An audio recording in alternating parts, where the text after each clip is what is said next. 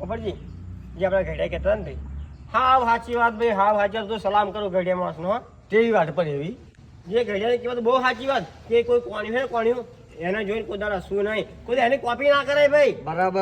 કોઈ બોબડું હોય ને બોબડું એને જોઈને હસશે નહીં.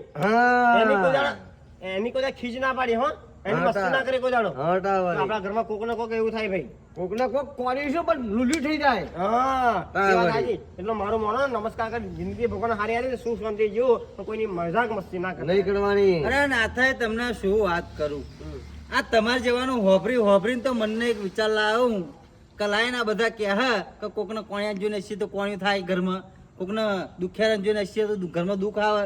તો મેં વિચાર્યું મેં લાઈને હું મુકેશ અંબાણી જોઈને હસું, કદાચ હું મુકેશ અંબાણી બની જાઉં. ના થાય. હા હું સારું એવું સમજણ પડતી નહીં મને. તમારી બે વાતો મને ખબર પડી ગઈ સારી પડી બધી.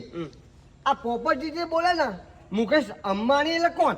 એ તો દુનિયાનો સૌથી અમીર માણસ છે યાર.